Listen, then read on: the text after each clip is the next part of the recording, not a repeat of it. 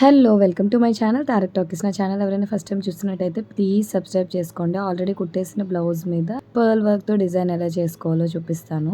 దీనికోసం మనకి ఈ white half beads and stone chain ఇలా 2 లైన్స్ వస్తుంది కదా, అది తీసుకున్నాను. ఇవి ఉంటే చాలు, మనము బ్లౌజ్ కి హెవీగా డిజైన్ చేసుకోవచ్చు. ఫస్ట్ వచ్చేసి నేను ఇక్కడ స్టోన్ చైన్ స్టిక్ చేస్తున్నాను.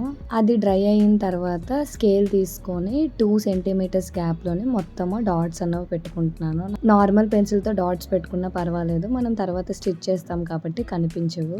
ఫస్ట్ హారిజంటల్ గా 2 సెంటీమీటర్స్ తీసుకున్నాము. వర్టికల్ గా కూడా 2 సెంటీమీటర్స్ దగ్గర డాట్స్ అన్నవి పెట్టుకోవాలి.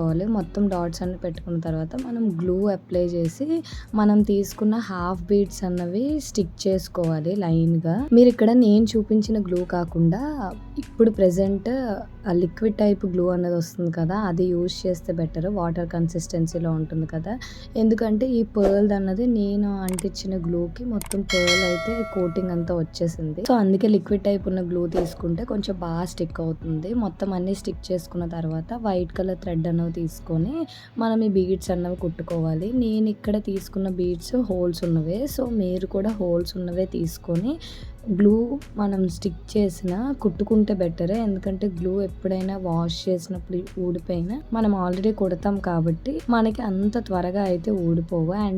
అండ్ బ్లౌజ్ అంతా కుట్టేసిన తర్వాత మనం ఒకసారి ఆ బ్లౌజ్ రివర్స్ చేసి ఐరన్ చేసుకుంటే బెటర్. ఎందుకంటే మనం గ్లూతో స్టిక్ చేసినవన్నీ కొంచెము స్టిఫ్గా స్టిక్ అయి ఉంటాయి, సో అంత ఈజీగా అయితే ఊడిపోవు ఐరన్ చేయడం వల్ల.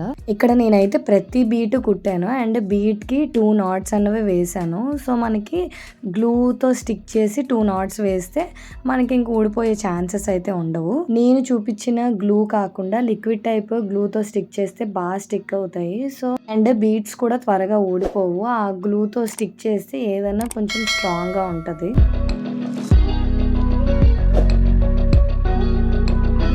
ఈ పర్ల్ బీడ్స్ అనేవి కుట్టడానికి టైం ఎక్కువ పడుతుంది, సో కొంచెం ఓపిక్గా కుట్టుకోండి. ఎందుకంటే మనము ఒక్కటి మిస్ చేసినా వాష్ చేసేటప్పుడు ఊడిపోతాయి. అందుకే ప్రతి బీట్ కుట్టుకోవాలి. అండ్ బీట్ అనేది 2 నాట్స్ వేయాలి కంపల్సరీగా. నెక్ వచ్చేసి ఇలాగ స్టోన్ చైన్ స్టిక్ చేసిన తర్వాత 2 లైన్స్ అన్నవి హాఫ్ బీట్ కుందమ్స్ అన్నవి స్టిక్ చేసుకొని కుట్టుకున్నాను. ఫైనల్ గా అవుట్పుట్ అయితే ఇది. హ్యాండ్స్ కి ఆల్రెడీ హెవీగా చేసాం కాబట్టి నెక్ డిజైన్ అనేది ఇలా సింపుల్ గా చేసుకున్నాను.